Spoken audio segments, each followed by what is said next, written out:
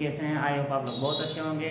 अगर यदि आप मेरे चैनल पर नए हैं तो मेरे चैनल को सब्सक्राइब कीजिएगा और मेरे वीडियो को लाइक जरूर कीजिए, क्योंकि मैं आप लोगों के लिए इतना मेहनत करता हूं तो आप लोगों का भी फर्ज बनता है कुछ तो मेरे लिए कीजिए। तो मेरे वीडियो को लाइक जरूर कीजिएगा और शेयर भी कीजिएगा और चैनल को सब्सक्राइब जरूर कीजिएगा।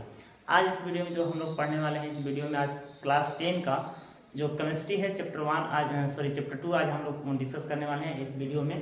तो आप लोग अगर यदि क्लास 10 के हैं, अगर छात्र हैं, तो इस वीडियो के साथ आप लोग बने रहिएगा अंत तक, क्योंकि आज जो भी पढ़ने वाले हैं एकदम इम्पोर्टेंट है और परीक्षा के हिसाब से तो और भी इम्पोर्टेंट है। ठीक है ना? तो आप लोग थोड़ा भी वीडियो मिस नहीं करना है और इस वीडियो को ध्यान से देखना है और साथ में कॉपी और पेन दोनों लेकर के बैठना है, ताकि जो भी यहाँ पे इम्पोर्टेंट हम दिखाएंगे उसको आप लोग को नोट करते चलना है। ठीक है, आइए वीडियो को स्टार्ट करते हैं और देखते हैं कि अध्याय 2 में क्लास 10 के विज्ञान में अध्याय 2 में क्या दिया गया है, उसके बारे में हम लोग आज पढ़ेंगे। ठीक है ना? तो हमारा अध्याय 2 स्टार्ट होता है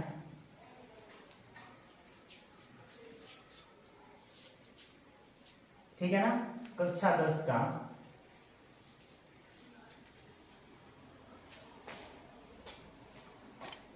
चैप्टर का नाम हमारा है अम्ल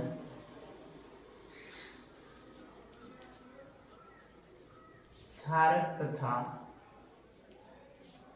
लवण। यह हमारा चैप्टर का नाम।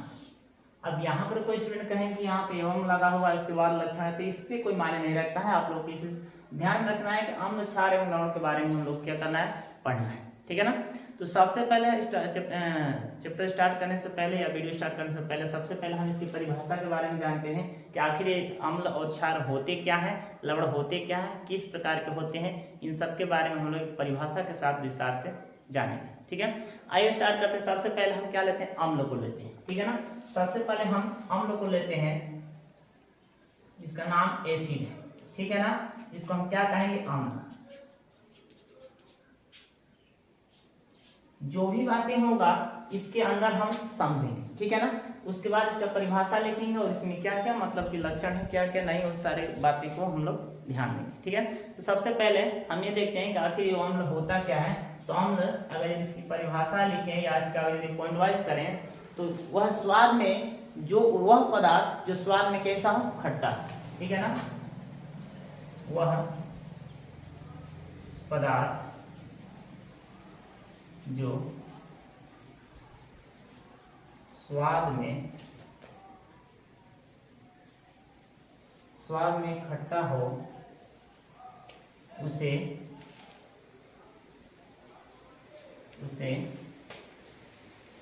हम अम्लीय कहते हैं। उसे हम अम्ल या अम्लीय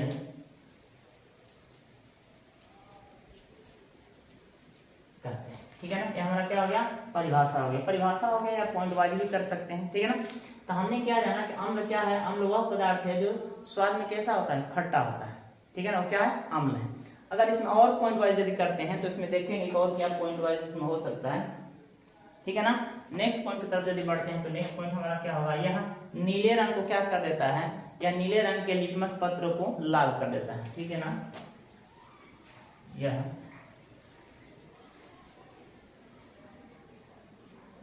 नीले रंग के लिटमस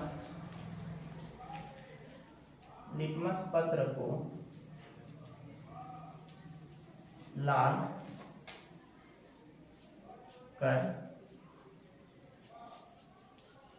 देता है। ठीक है ना? ये क्या करता है, नीले रंग को अगर यदि हम अम्ल में अगर यदि नीले रंग के लिटमस पत्र को डालेंगे तो क्या करता है कि उसका कलर क्या हो जाएगा, वह रेड हो जाता है, यानी वह बदल जाता है। लेकिन एक चीज आप लोग यहाँ ध्यान रखिएगा, अगर नीले रंग ये अगर लाल रंग के लिटमस पत्र को अगर यदि हम अम्ल में डालते हैं तो उसका कोई भी परिवर्तन नहीं होता है, यानी इसका कोई भी रिएक्शन आपको देखने को नहीं मिलेगा। तो ये चीज आप लोग ध्यान रखिएगा। नेक्स्ट पॉइंट की तरफ बढ़ते हैं। नेक्स्ट पॉइंट इसमें हम क्या रख सकते हैं, जो नेक्स्ट पॉइंट हमारा है वह नेक्स्ट पॉइंट है, ये जलीय विलयन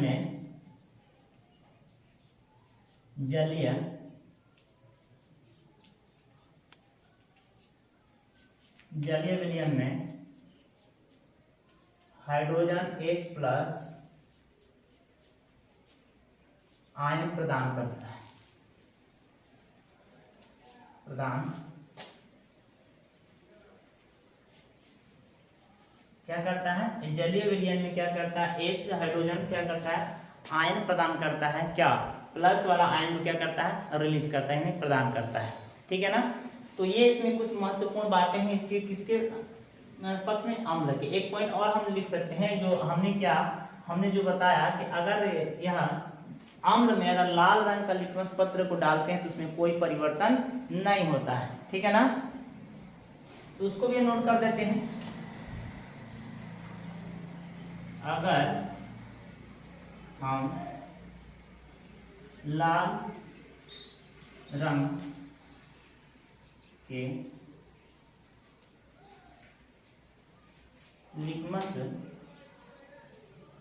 लिटमस पत्र को, अगर हम लाल रंग के लिटमस पत्र को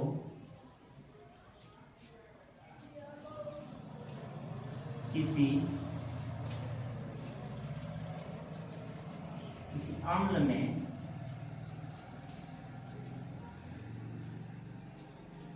डालते हैं तो उसमें कोई परिवर्तन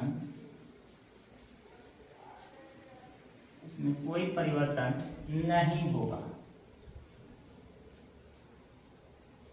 उसमें कोई परिवर्तन नहीं होगा। आप लोग दोस्तों इसको ध्यान दीजिए, ये जितने पॉइंट्स मैंने क्या 1 2 3 4, ये चारों क्या है, बहुत इंपॉर्टेंट हैं और इसको आप लोग को ध्यान से देखना है और अपने कॉपी में इसको नोट करना है। आप चाहें तो इसका स्क्रीनशॉट भी ले सकते हैं, मैं हट जाता हूँ।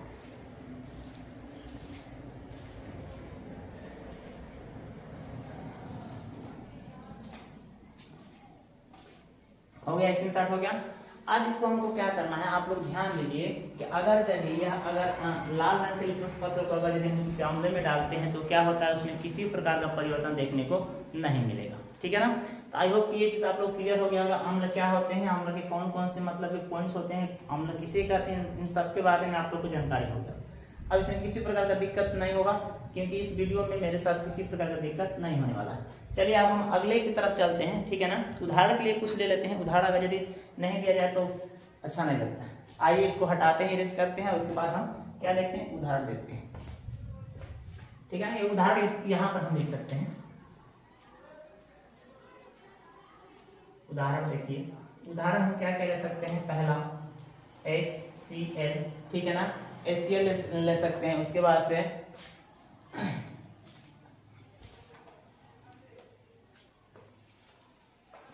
नेक्स्ट H2SO4 ले सकते हैं, हाइड्रोजन सल्फ्यूरिक अम्ल। ठीक ना। उसके बाद से हम CH3 ले सकते हैं, CH3। उसके बाद से हम क्या ले सकते हैं, CH3 ले सकते हैं। उसके बाद C6, इसके साथ और भी एक अम्ल जुड़ सकता है। ठीक है ना, COOH। ठीक है ना, COOH। ठीक है ना। नेक्स्ट जो हमारा होगा CH होगा, C6 हो जाएगा। उसके बाद से H807 होगा। ठीक है ना, H807 होगा। ठीक है ना। 0 मतलब O7 होगा, सॉरी यहाँ पर O7 होगा। ठीक है ना।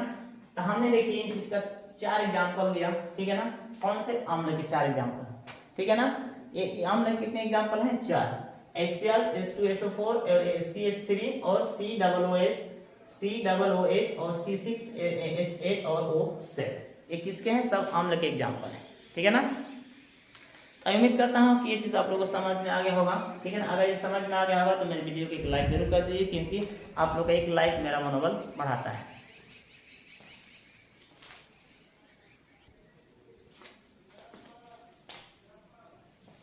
चलिए, ये तो हो गया ना। अब आगे बढ़ते हैं, अब क्षार के बारे में जानते हैं। ये कंप्लीट, इसको हटाते हैं, अब क्षार के बारे में समझते हैं।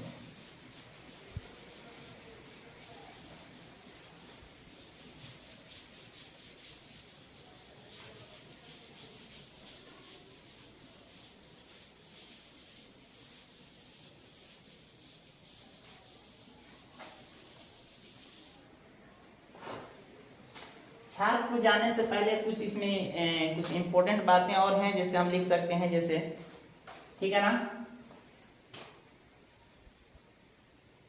जैसे इमली, इमली में कौन सा अम्ल पाया जाता है, ठीक है ना। उसके बाद से सिरका में कौन सा अम्ल पाया जाता है,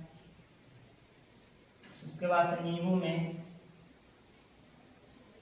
नींबू में कौन सा अम्ल पाया जाता है, ठीक है ना। उसके बाद से दूध दही में,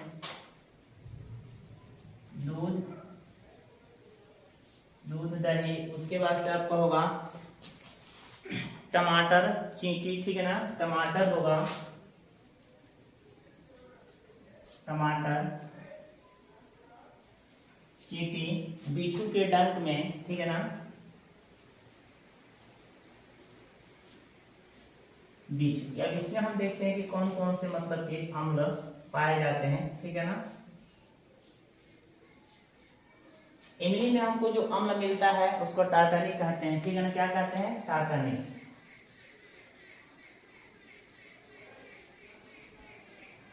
कार्तिक अम्ल कहते हैं, क्या है, कार्तिक अम्ल। सिरका में जो मिलता है, सिरका में जो एसिटिक अम्ल पाया जाता है, कौन सा, सिरका में एसिटिक,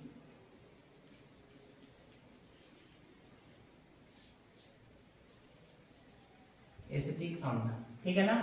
नींबू में कौन सा पाया जाता है, जो नींबू होता है, नींबू में सिट्रिक अम्ल पाया जाता है, कौन सा पाया जाता है, सिट्रिक अम्ल।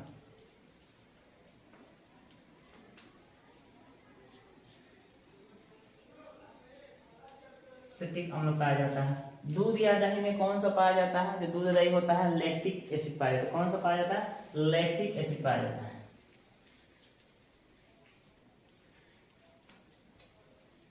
लैक्टिक अम्ल, ठीक है ना। टमाटर में कौन सा पाया जाता है, अगर टमाटर को देखें तो वो भी सिट्रिक अम्ल ही पाया जाता है। टमाटर में भी कौन सा है, सिट्रिक नहीं, लैक्टिक पाया जाता है, क्योंकि टमाटर में, ठीक है ना। और जो नींबू होता है, टमाटर और नींबू में दोनों वही पाया, सिट्रिक ही पाया जाएगा, हमने गलती से लैक्टिक कहा, सिट्रिक पाया जाता है,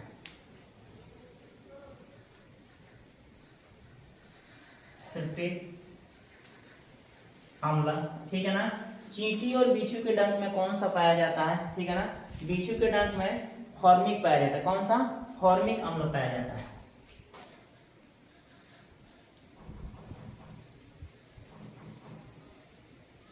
फॉर्मिक अम्ल, ठीक है ना। बिच्छू के डंक में भी वही पाया जाता है,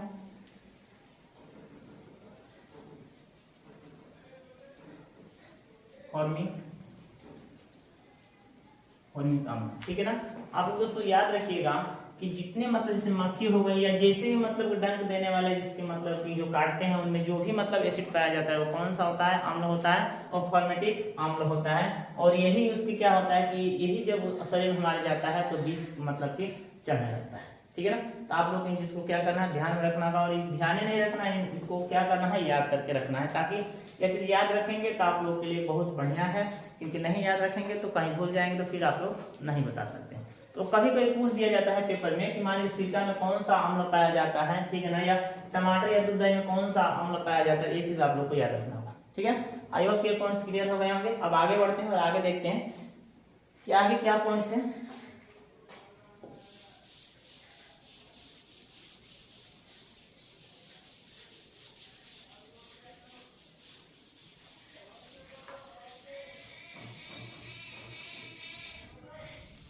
आगे जो हमारा पॉइंट है, आगे जो पॉइंट है वो पॉइंट सांद्र अम्ल किसे कहते हैं, इसके बारे में जानते हैं। सांद्र अम्ल,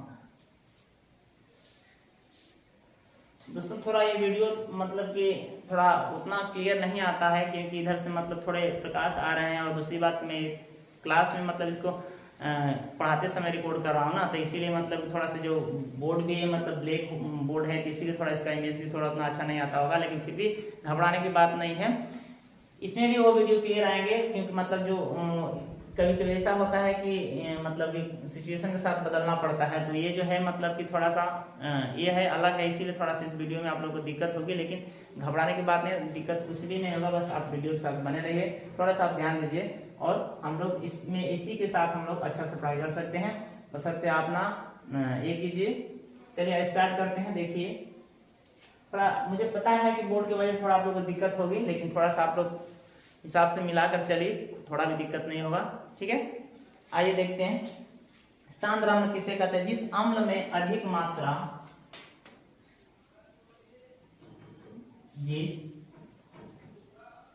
जिस अम्ल में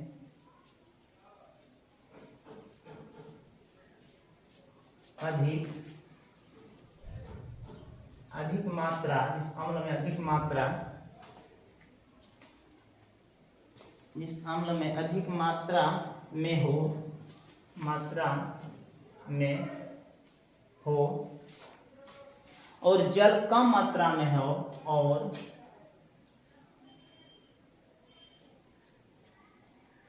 जल कम मात्रा में हो, उसे क्या कहते हैं? उसे हम सांद्र अम्ल कहते हैं। उसे हम सांद्र अम्ल कहते हैं। ठीक है ना, ध्यान दीजिए दोस्तों, सांद्र अम्ल किसे कहते हैं? जिस अम्ल में अधिक मात्रा में क्या अम्ल हो, जिसमें अधिक मात्रा में क्या अम्ल हो और जल कम मात्रा में हो, उसे हम क्या कहेंगे? सांद्र अम्ल कहा जाता है। ठीक है ना, ये क्लियर हो गया। कभी भी याद रखिएगा, जिसमें अम्ल की मात्रा अधिक हो और जल की मात्रा कम, उसे सांद्र अम्ल कहा जाता है। अब नेक्स्ट इसी का एक और भाग है, इसको तनु अम्ल कहा जाता है। तो तनु अम्ल, ठीक इस तनु अम्ल जो होता है इसके विपरीत होता है। तनु जो अम्ल होता है इसके ठीक क्या होता है? विपरीत होता है। इसमें हमें क्या, अम्ल की अधिक मात्रा होगा और इसमें अम्ल की कम मात्रा होगा और जल की अधिक मात्रा होगा, उसे तनु अम्ल कहते हैं। जिसमें अम्ल कम मात्रा में हो, ठीक है ना, जिसमें अम्ल कम मात्रा में हो और जल अधिक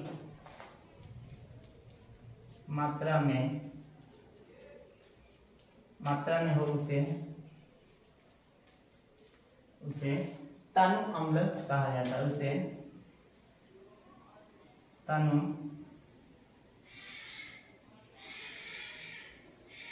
अम्ल कहा जाता है। ठीक है ना, आई होप के पॉइंट्स क्लियर हो गए। अब समझ में आया कि सांद्र अम्ल किसे कहते हैं, तनु अम्ल किसे कहते हैं। दोस्तों ध्यान दीजिए, अगर यदि एक आप लोग याद कर लेते हैं तो एक ऐसे ही याद हो जाएगा। क्यों? क्योंकि देखिए, जिसमें अम्ल अधिक मात्रा में हो और जल कम मात्रा में हो, उसे सांद्र अम्ल कहा जाता है। और जिसमें अम्ल कम मात्रा में हो और जल अधिक मात्रा में हो, उसे क्या कहते हैं? तनु अम्ल के नाम से जानते हैं। ये पॉइंट्स क्लियर हो गए। आई होप कि वीडियो आप लोग को अच्छा लग रहा है। यदि वीडियो अच्छा लग रहा है तो प्लीज़ चैनल को सब्सक्राइब कीजिए और वीडियो को लाइक तो कम से कम एक तो कर दीजिए। ठीक है ना, आइए देखते हैं और आगे बढ़ते हैं। आगे देखते हैं कौन सा टॉपिक और है। अब हम लोग जानते हैं अब क्षार के बारे में। ये तो हम लोग जितना हिस्ट्री पढ़े किसके बारे में? अम्ल के बारे में। अब जो हम पढ़ने वाले हैं किसके बारे में? क्षार के बारे में। आइए क्षार के बारे में समझते हैं कि आखिर क्षार क्या होता है।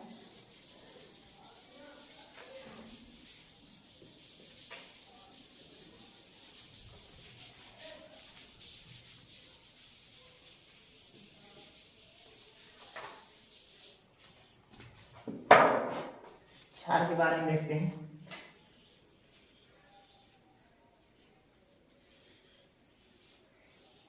ठीक है ना, इंग्लिश में कहते हैं बेस। क्षार के बारे में देखते हैं कि क्षार क्या होता है। तो एकदम सिंपल सी बात है कि क्या होते हैं, स्वाद में कड़वा होता है। ये स्वाद में कड़वा, स्वाद में क्या होता है? कड़वा होता है। ठीक है ना, उसे हम क्या कहेंगे? उसे क्षार कहते हैं। नेक्स्ट पॉइंट देखते हैं। यह लाल रंग लिटमस पत्र को क्या करेंगे? अगर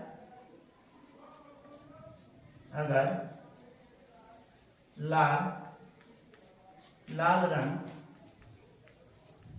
लिटमस, लाल रंग लिटमस पत्र को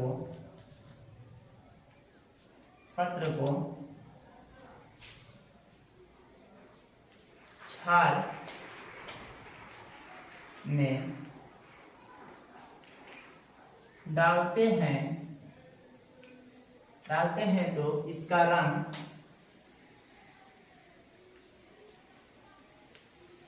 रंग नीला हो जाता है। इसका रंग क्या हो जाएगा? नीला हो जाएगा।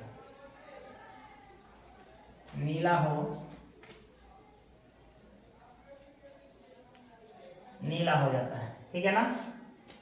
अगर लाल रंग लिटमस पत्र को हम अगर एक छाल में अगर डालते हैं तो किस प्रकार का हो जाएगा? उसका रंग परिवर्तन हो जाएगा और उसका रंग किस तरह का हो जाएगा? नीले रंग का हो जाएगा, ठीक है ना। नेक्स्ट पॉइंट की तरफ चलते हैं। वही यह जलीय विलयन में क्या करते हैं? ये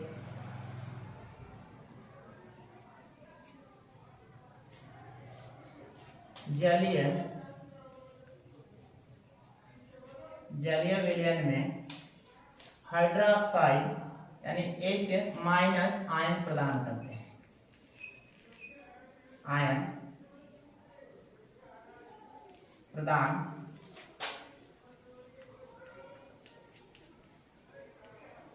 करते हैं, ठीक है ना। याद रखिएगा, हमने इसके पहले क्या पढ़ा अम्ल में कि हाइड्रोजन क्या है?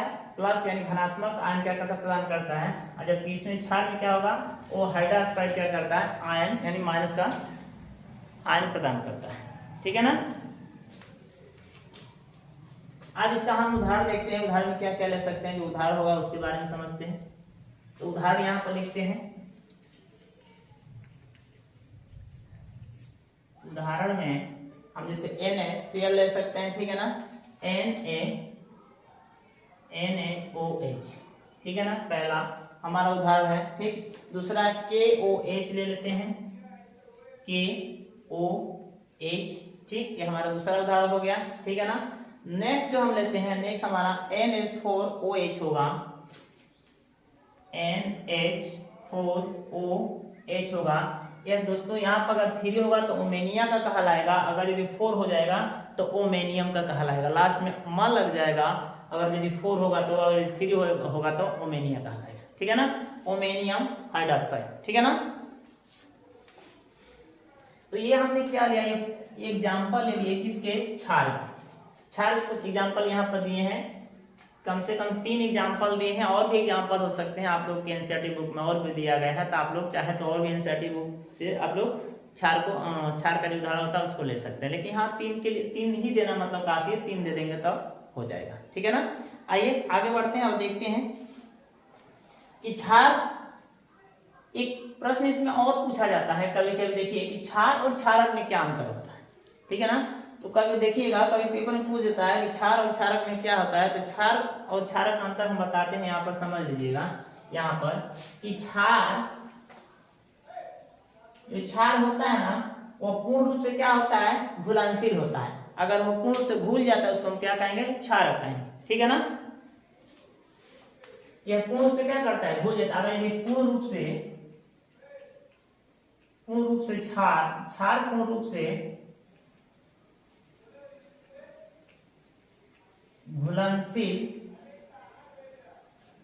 घुलनशील होता है,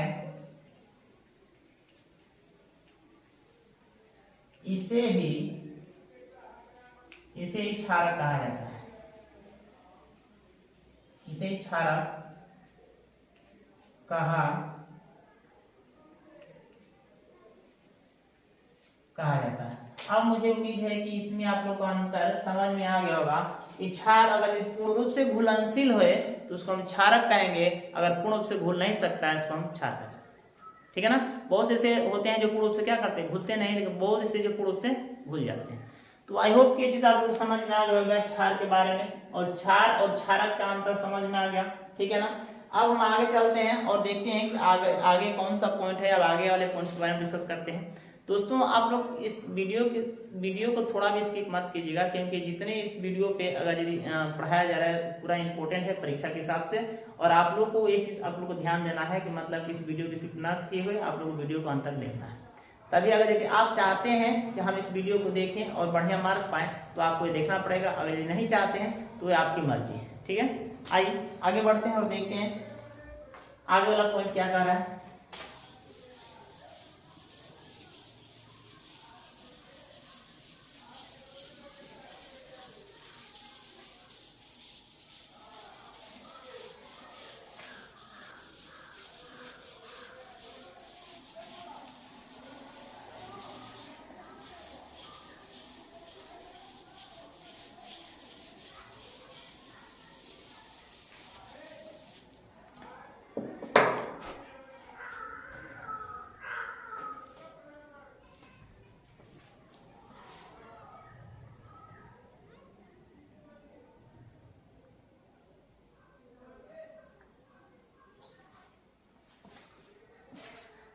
बहुत गर्मी लग रही है, आप लोगों को भी गर्मी लग रही है? बहुत गर्मी हो रहा है ना, शायद बाहर का टेम्परेचर कुछ ज़्यादा हाई है। चलिए देखते हैं सूचक के बारे में जानते हैं। सूचक, सूचक क्या है, सूचक के बारे में जानते हैं।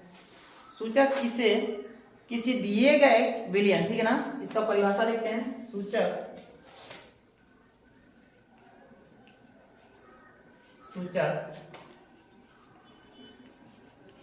किसी दिए गए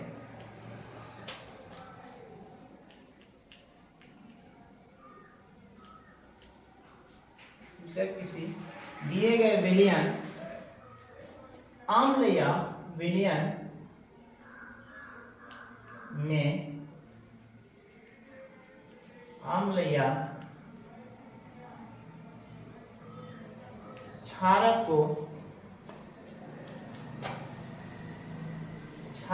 बताता है।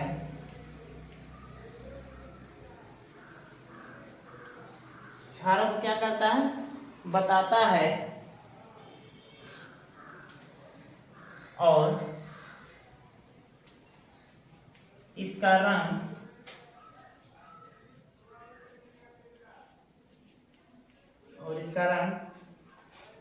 क्या होगा, गंध अम्लीय। इसका रंग गंध अम्लीय या क्षारक, और इसका रंग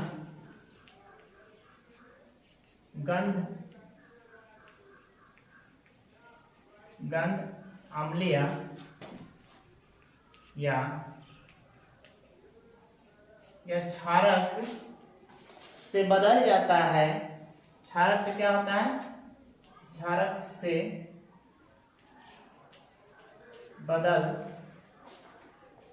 से बदल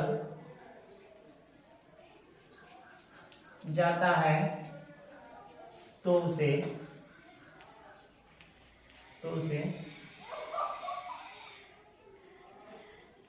सूचक या स्केल कहा जाता है। ठीक है दोस्तों, ये आपका परिभाषा हो गया। इस परिभाषा को आप लोग को याद रखना पड़ेगा, पेपर में बहुत इंपॉर्टेंट है एक तरफ से। ठीक है ना, ये पूछा जाता है कि सूचक किसे कहते हैं। सूचक किसी दिए गए विलयन में अम्ल या क्षारक को बताता है और इसका रंग गंध अम्लीय या क्षारक से बदल जाता है, उसे हम क्या कहते हैं, सूचक या स्केल कहा जाता है। आप लोग देखे हैं जो स्केल होता है ना, जो मतलब हम त्रिभुज बनाने के लिए स्केल लेते हैं, ठीक वही स्केल मान लीजिए, क्योंकि उसमें 0 से लेकर कितना 14 तक उसमें क्या होता है, दिया हो रहता है। ठीक है ना, 14 से 15 तक दिया रहता है, लेकिन इसमें 0 से 14 तक ही दिया है। ठीक है ना, उसे हम क्या कहेंगे, स्केल कहेंगे। अब ये समझिए सूचक कितने प्रकार के होते हैं। ठीक है ना, ये चीज समझ में आ गया कि सूचक किसे कहते हैं। ठीक, अब हम समझते हैं सूचक के प्रकार कितने होते हैं। सूचक के प्रकार, ठीक, तो सूचक कितने प्रकार होते हैं। सूचक के 3 प्रकार होते हैं। पहला प्राकृतिक सूचक,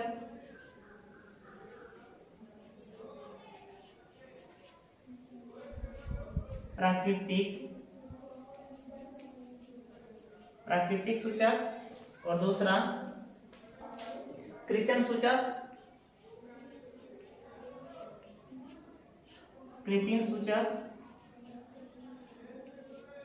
और तीसरा जो होता है गंधकी सूचक।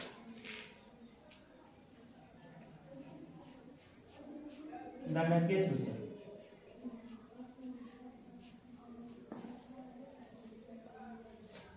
तो सूचक कितने प्रकार के होते हैं? सूचक 3 प्रकार के होते हैं, एक प्राकृतिक सूचक और एक कृत्रिम सूचक और एक होता है गणकीय सूचक होता है। अब इनके भी कुछ परिभाषाएं होती हैं, इनके भी बारे में कुछ जानना होगा तभी तो हम जान पाएंगे। अगर पूछ दिया पेपर में कृत्रिम सूचक क्या होता है, तो कृत्रिम सूचक वे होते हैं जो मनुष्य के द्वारा बनाए गए, ठीक है ना। और प्राकृतिक सूचक वो कहलाता है जो प्रकृति का दिया हुआ चीज होता है, जिसमें हम लोग नहीं बनाए, ठीक है ना। गंधकीय सूचक वो होता है जिसमें, गंधकीय सूचक उसे कहते हैं जिन सूचक के गंध अम्लीय या क्षारक हो उसे क्या कहेंगे? गंधकीय सूचक कहेंगे, क्योंकि वही बताता है कि अम्लीय है या क्षारक है, किस प्रकार का स्वाद उसमें से निकलता है, सुगंध, ठीक है ना। आइए हम आगे बढ़ते हैं और इसके बारे में हम जानते हैं कि ये कितने प्रकार के होते हैं, कौन कौन होते हैं, इसकी परिभाषाएं क्या होती हैं। चलिए इसको हटाते हैं। अब यहाँ पर हम हटाने के बाद इसका परिभाषा लिखेंगे।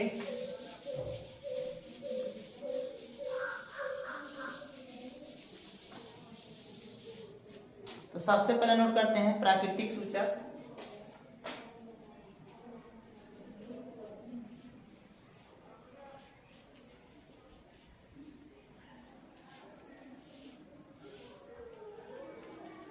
प्राकृतिक सूचक किसे कहते हैं, ठीक है ना। आइए जानते हैं, वे सूचक जो पेड़ से, वे सूचक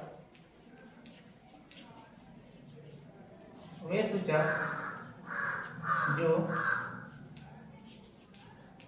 पेड़ से प्राप्त किए जाते हैं, पेड़ से प्राप्त किए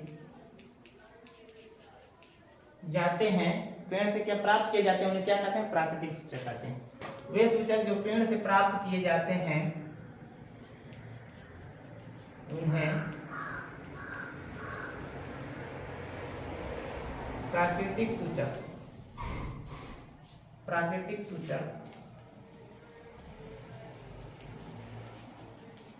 हैं, ठीक है ना। क्या कहते हैं? प्राकृतिक सूचक। जैसे कि हमने एग्जाम्पल में अगर देखा जाए तो एग्जाम्पल में हम ले ले सकते जैसे लिटमस पत्र, ठीक है ना। एग्जाम्पल में जैसे लिटमस पत्र, ध्यान दीजिए दोस्तों, अगर आम्ल या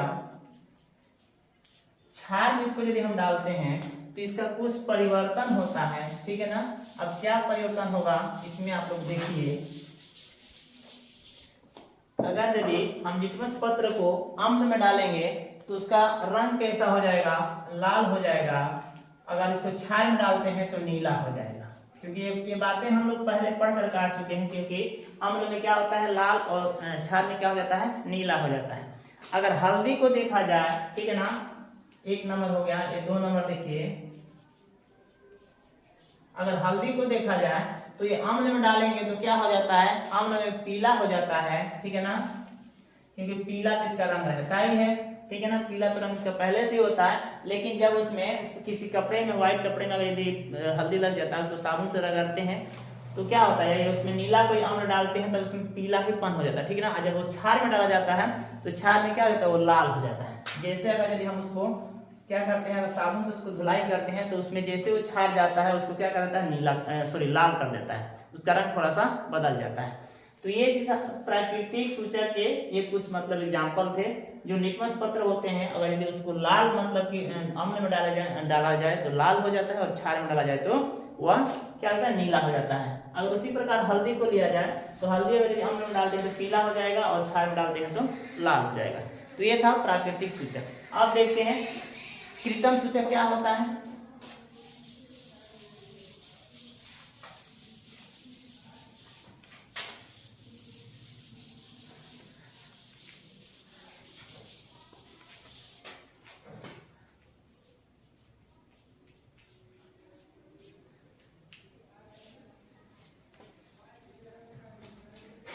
अब देखते हैं कृत्रिम सूचक। कृत्रिम सूचक किसे कहते हैं?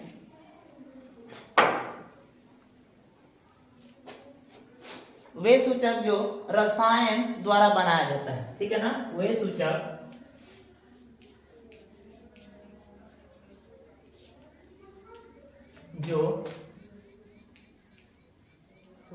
जो रसायन द्वारा बनाया जाता है उसे कृत्रिम सूचक कहते हैं। कृत्रिम सूचक उसे क्या कहते हैं? कृत्रिम सूचक कहते हैं। ठीक है ना। जैसे एग्जांपल लेते हैं, जैसे फिनोथेलिन लेते हैं। ठीक है ना। फिनोथेलिन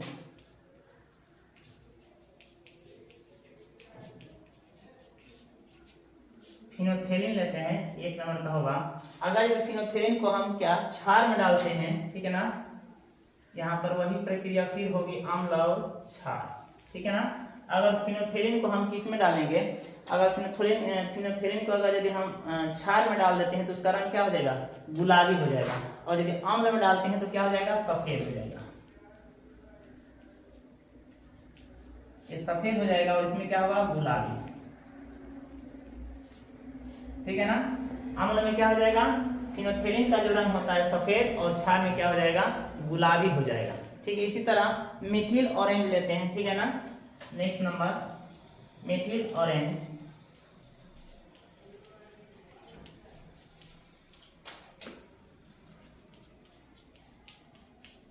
मिथिल ऑरेंज। ठीक है ना। इसको अगर यदि हम अम्ल में डालते हैं तो अम्ल में क्या हो जाएगा? लाल हो जाएगा और क्षार में पीला हो जाएगा। अम्ल में लाल और क्षार में पीला हो जाएगा। यही कारण होता है कि उसमें हल्दी में क्या पाया जाता है? मिथिल ऑरेंज पाया जाता है। और वो पहले से रंग क्या होता है? वो क्षार में होता है पीला। और जैसे उसमें हम फिर क्षार लगा देते हैं तो क्या हो जाता है? लालपन वो पड़ जाता है। ठीक है ना। तो ये चीज आप लोग को समझ में आ गया कि कृत्रिम सूचक क्या होते हैं? वे सूचक जो रसायन द्वारा बनाए जाते हैं उसे कृत्रिम सूचक कहते हैं। बाकी एग्जाम्पल भी दिए हैं जैसे फिनोथेलिन और मिथिल ऑरेंज। ठीक है ना। आई होप इस पॉइंट्स क्लियर हो गए होंगे। अब आगे बढ़ते हैं, देखते हैं नेक्स्ट पॉइंट, यानी गंधकीय सूचक किसे कहते हैं।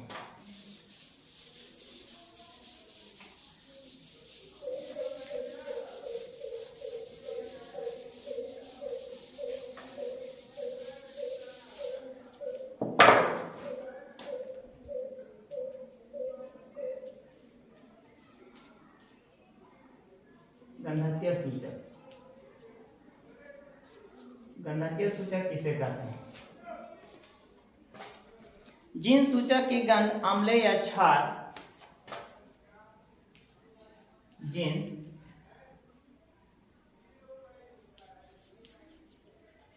सूचक की गंध अम्लीय या क्षार के माध्यम से बदल जाता है, क्षार के माध्यम से बदल जाता है, उसे गंधकीय सूचक कहते हैं। उसे गंधीय सूचक कहते हैं। जैसे एग्जांपल में देखें तो, ठीक है ना, वो जिन सूचक की गंध अम्लीय या क्षार के माध्यम से बदल जाता है उसे क्या कहते हैं? गंधीय सूचक के नाम से जानते हैं। जैसे प्यास, ठीक है ना, जैसे क्या होगा? प्यास अगर यदि अम्लीय होगा तीक्ष्ण गंध करेगा। ठीक है ना। अगर यदि अम्ल के साथ इसका क्रिया होता है और क्षार के साथ, तो देखिए इसमें क्या होता है? तीक्ष्ण हो जाएगा। तीक्ष्ण, ठीक है ना। तीक्ष्ण समझते हैं, थोड़ा ऐसा लगेगा जो अजीब जैसा लगता है। ठीक है ना। और वही यदि क्षार में जाएगा तो कोई गंध नहीं होगा,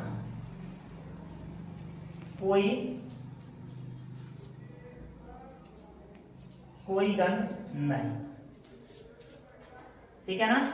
अगर इसी तरह हम वेनिला लेते हैं,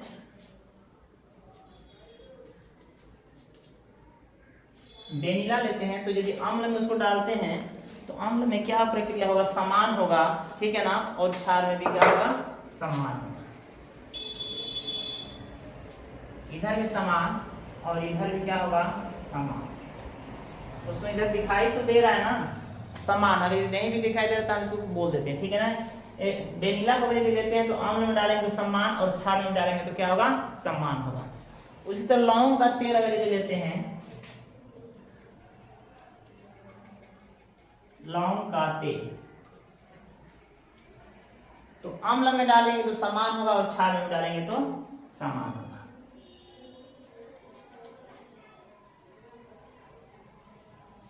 ठीक है ना। तो दोस्तों बस आज इस वीडियो में इतना ही तक जानेंगे। अब इसके अगले वाले पॉइंट्स को अगले वीडियो में जानेंगे। आज तक बस इतना ही टारगेट था कि इस पॉइंट को कवर किया जाए। अब जो बाकी जो पॉइंट्स बचे हैं इसके अब अगले वीडियो में इसको कवर किया जाएगा। बशर्ते अगर यदि आप लोग मेरे चैनल पर नए हैं तो मेरे चैनल को सब्सक्राइब जरूर कीजिएगा और वीडियो को लाइक एंड शेयर जरूर कीजिए। और ऐसे एजुकेशनल वीडियो पाने के लिए मेरे वीडियो के साथ बने रहिए और चैनल के साथ भी बने रहेगा। तभी ऐसे प्रत्येक टॉपिक, प्रत्येक हर क्लास का केमिस्ट्री, बायोलॉजी, ये पूरा आप लोगों को मतलब टॉपिक वाइज मिलेगा इस चैनल पे। तो बस आज इस वीडियो में इतना ही। अब अगले वीडियो में फिर मिलते हैं, तब तक के लिए जय हिंद, जय भारत, नमस्कार।